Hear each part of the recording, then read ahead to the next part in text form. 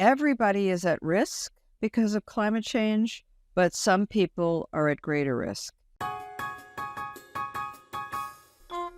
Welcome to the On Medical Grounds podcast, your source for engaging, relevant, evidence-based medical information. Today on Medical Grounds, we will be speaking with Dr. Mona Sarfaty, founding Executive Director and now Emeritus Executive Director of the Medical Society Consortium on Climate and Health. This is a coalition of medical societies which was organized to publicly sound the alarm and address the growing health and equity consequences of climate change. Prior to that, Dr. Sarfaty was director of the Programon Climate and Health at George Mason University. Dr. Sarfaty has been engaged in communication and policy development regarding the impact on climate change on health for nearly 2 decades. She is the author of Climate Change and Population Health, a primer, many peer-reviewed articles, reports, and 2 book chapters on climate change and health. Hello, Dr. Sarfaty. Thank you for joining us at the On Medical Grounds podcast. Thanks for having me. The Medical Society Consortium on Climate and Health describes climate change as the greatest public health crisis of the 21st century. Tell us what is meant by that statement.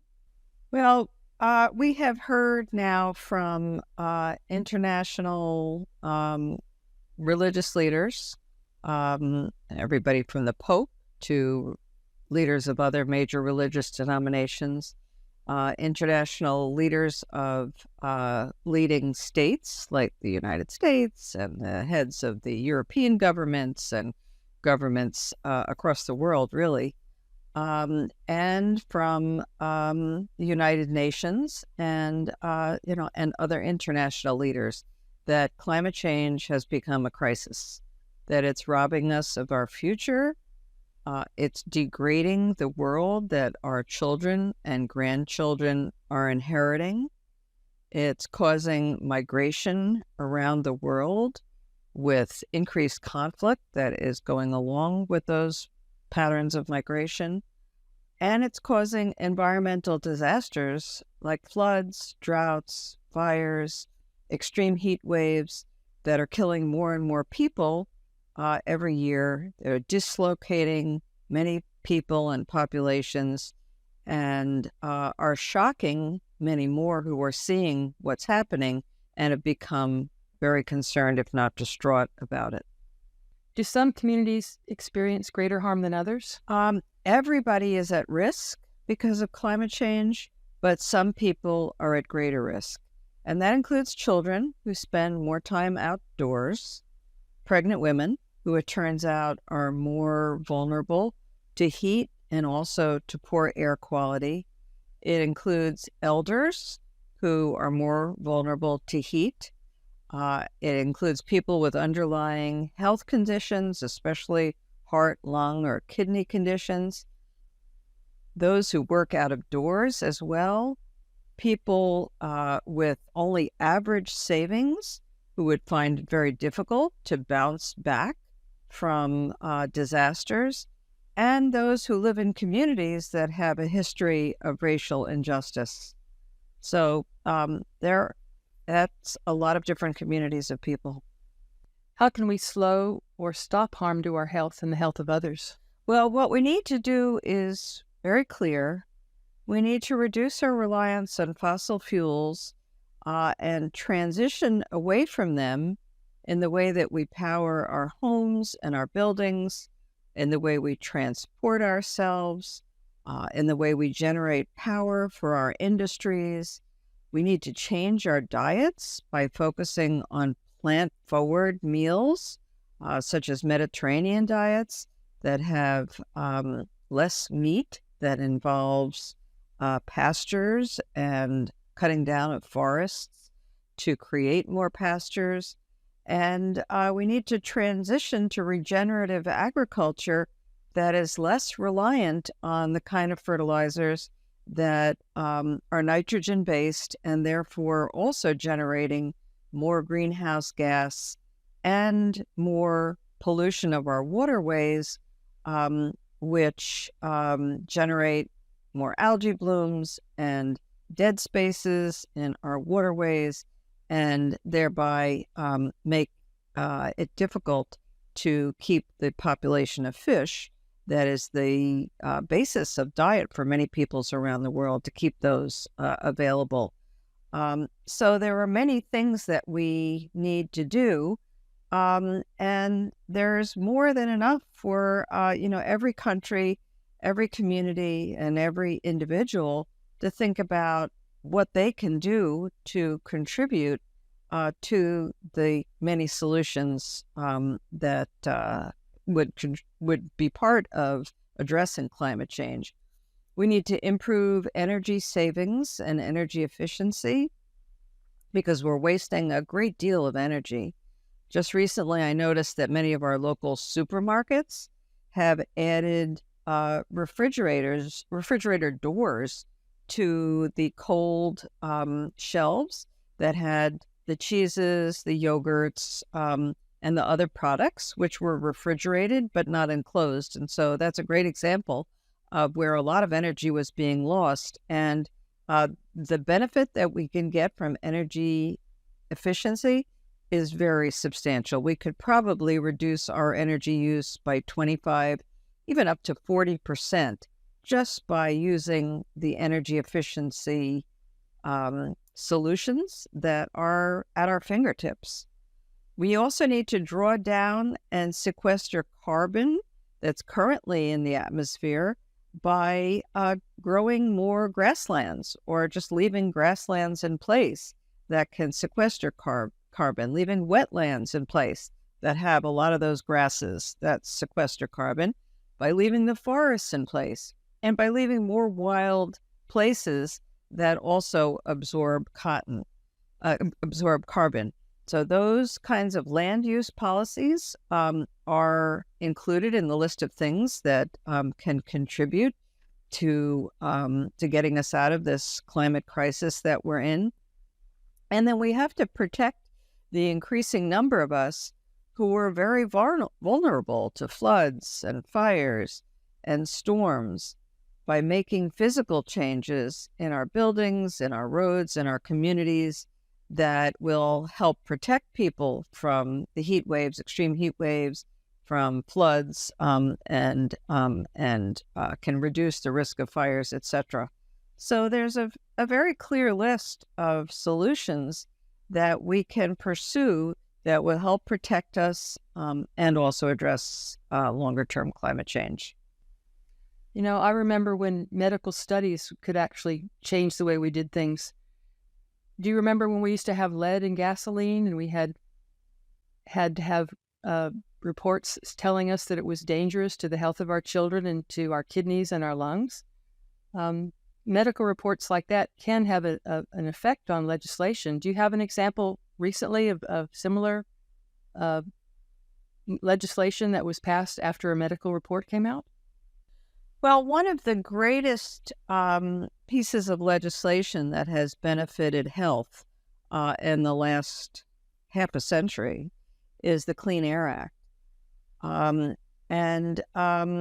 We have had an improvement in air quality in many places in the United States because of the Clean Air Act, which has meant that there's less smog in many places.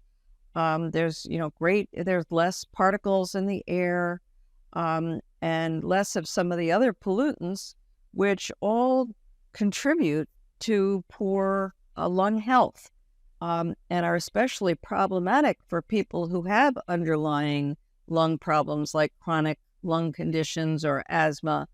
And just what we've done already has already saved many lives since 1970, when the Clean Air Act was passed. The problem is that as the carbon dioxide in our atmosphere increases, some of the progress that we've made is now threatened. And that's because the hotter air conditions are actually leading to the formation of more ozone once again. And as that ozone increases, the benefits that we've gained through the Clean Air Act are declining. And in some places, they're declining by quite a bit. So tightening up the provisions in the Clean Air Act, which have been protecting us for 50 years, is something which we can do, which would be very helpful. Of course, air quality is also affected by the forest fires that have raged across the western part of the United States for a number of years now, and which cause a great deal of smoke to travel from the area of the fire to neighboring communities and then neighboring states, and in some cases, even across the country. And so by doing what we can to address climate change, reduce the likelihood of drought, protect the forests, will reduce that type of air pollution and protect people from it. And then, of course, many people will remember that it was not just the Western United States, but it was Canada, which this summer and the summer before had some large wildfires that caused release of smoke to travel all the way to major U.S. cities like New York and Washington, D.C., and which caused a lot of emergency room visits and health alerts with people urged to stay indoors or to wear N95 masks. So poor air quality is definitely something that we have seen as an increasing risk, and which we can address with very specific measures now, as we have in the past. And then, of course, water quality is endangered by floods because in many places, stormwater runoff combines with sewage pipes. And when there are floods, all of that backs up. So in other words, the stormwater system can't accommodate the increased load of the storms and the rain, and everything that goes through those pipes backs up and causes sewage to be present in communities and even in homes, even in individual homes. And so when that happens, of course, people are exposed to the sewage. In some places, they're exposed to contaminated water, even contaminated drinking water. And so improving those stormwater runoff systems is something that some communities have already done, and other communities could work on, right away.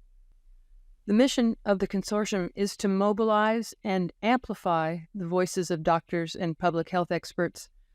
What are the strategies that you use to get people involved and make their voices heard? Well, we have focused on two main strategies. One is education and awareness as one category. And the other is to get people to speak out about the problems. And that includes just speaking to their family, speaking to their neighbors, just talking about it so that there is more knowledge in general in the population, and speaking directly to their government leaders and their legislators.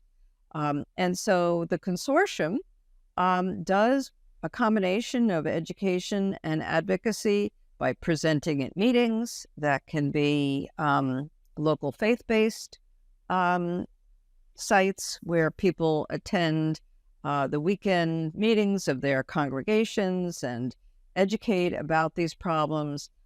It can include local civic organizations like the Lions or, some of the others that we know of. The Rotary Foundation can include meetings of women's clubs and sports clubs and hunting clubs, and any place where people gather. Presentations can be made to make them aware of climate change, the way it impacts us, the way it endangers our children and our grandchildren, and of the many things that we can do about it that can change the course of our history and change this, this looming crisis that we face as a country and as a planet, really. And so we also encourage people to speak to their public officials, whether they be local officials or state officials or federal representatives, to go and volunteer to speak at hearings. There's a lot of hearings that are public, and ask for input from citizens so people can go and speak at hearings, and the consortium encourages that. There are public utility commissions in every state They typically have responsibility for determining what the source of energy will be in that state, where, in other words, the electricity is going to come from, what energy will get translated into the electricity that people use in their homes, and what energy will be used in the homes. And so public utility commissions often have hearings and allow for public input. And they can be very powerful places for people to go and speak out and let the members of the commission know about their concerns and know that they support clean energy, they support the transition away from fossil fuels, they wish to protect their children and their grandchildren, and they wish to protect their own health and the health of their communities. And then another way that the consortium works is to encourage its members and others to write opinion pieces for local newspapers, regional newspapers, national newspapers, to write letters to the editor, to call in to local radio stations. In other words, to voice their concerns in whatever ways are available in their communities. Yeah, and of course, the other thing that people can do is to vote. They can find out when they have candidates that are running for office, which candidates really are eager to address climate change. And that's usually pretty obvious just by going to the website of a candidate. And so they can decide that they're going to vote for those candidates who are trying to do something about climate change. Very good point. As you know, hospitals and clinics use a lot of energy and consumables. A Commonwealth Fund survey came out in the beginning of this year that found nearly 80% of clinicians felt that it was important for their hospital to address climate change. We're talking about reducing waste and water consumption, adopting greener building features, converting to renewable energy, and upgrading facilities to withstand extreme weather damage. Are you aware of any real-life examples of any hospitals achieving these goals? Absolutely. There is an entire organization that focuses on this. It's called Healthcare Without Harm. And they have a membership right now of about, I think it's a fifth to 25% of all the hospitals and health systems in the United States. And these members of their group are all trying to figure out how they can reduce their carbon footprints and how they can also become resilient, because many of them are in direct danger of the kind of climate disasters that we have been talking about. They're in flood zones, or they're in places where storms happen frequently and can cause power outages that make it very difficult for them to function. And so these hospitals have been trying to figure out how they can become more resilient and how they can do a variety of things that will make them part of the solution to climate change rather than part of the problem. And some examples there are that hospitals tend to be very energy-intensive institutions. And in many places, they're actually quite wasteful. They're wasteful of energy. They're wasteful of disposable products. And of course, all those products required energy to be produced. And so by careful attention to how they're getting their energy and what they're consuming and how much waste they're creating, they can address their own carbon footprint. And this concern has become so primary or so powerful that the National Academy of Medicine, which is a part of the National Academy of Sciences, Engineering, and Medicine, has, over the last 2 years, established what they call the Grand Challenge of Climate Change. And they have put out a series of reports and resources for people in the health sector so that they understand what the sources of the contribution to the problem are that are coming from the health system, and what we can do about it. And so that's 2 years of work on the part of the National Academy of Medicine, which is now available on their website. And the resources that they have made available for people who work in hospitals or communities that have hospitals around the country. And so some of those hospitals that are part of Healthcare Without Harm have been working on this for a number of years. They go back 20 years, actually. And they have saved money. They've decreased their energy use. They've changed over to renewable energy or to multiple sources of energy with less reliance on fossil fuels. And in the process, they've saved quite a bit of money. A number have saved millions of dollars. And others have figured out how they can become more resilient against the floods and storms that threaten their operation when the weather is threatening. And so, many people have probably heard about the great problems in New York City during Superstorm Sandy 2012, where they had to take all of the premature infants and actually evacuate them from New York University Hospital and take them to other hospitals because their energy systems were in the basement. And when the floods occurred, the energy systems were lost, and they didn't even have the kind of emergency power that they needed to run the hospital. So many people have heard about that, or they've heard about what happened in Texas. I think it was in Houston, back around 2005, 2006 even, where they also had problems with energy systems that were in the basement. And so many of those institutions that became aware moved their energy producing systems to the upper floors, or they did other things to protect the hospitals from floods. And so the resilience of the hospital, the energy profile, the carbon footprint, all of these things can be addressed in ways that protect the hospital and address climate change at the same time. Well, thank you for all that information and all those examples. For our listeners, we will provide links to all the sites that Dr. Sarfaty mentioned.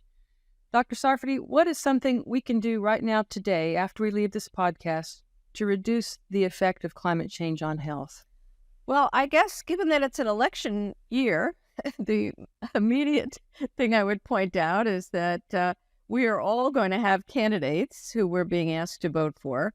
And so we can choose among the candidates based on what they think about climate change and whether they are making a priority of addressing climate change. So voting is one obvious choice that we have, and really a very important one.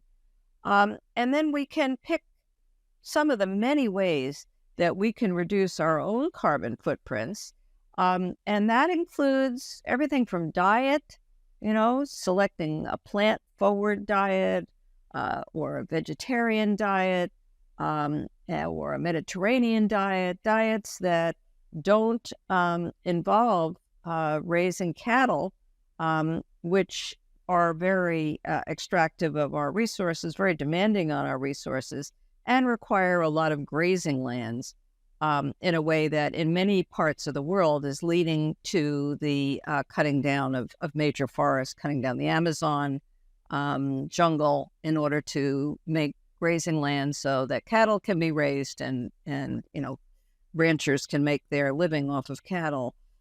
So our dietary choices actually have an impact on something like that. And then the way that we travel can make a difference. If we are interested and, are ready to do it, we can think about getting electric cars and electric trucks. We can choose to take the railway rather than to fly.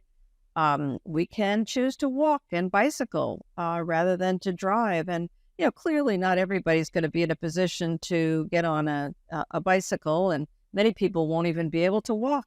But the point being that that is one of the many ways where we have options, and we can choose the options that are best for us and that also help to support the climate. We also can make decisions in our home because about 40% of all of the carbon in the atmosphere comes from the energy that's used in our houses.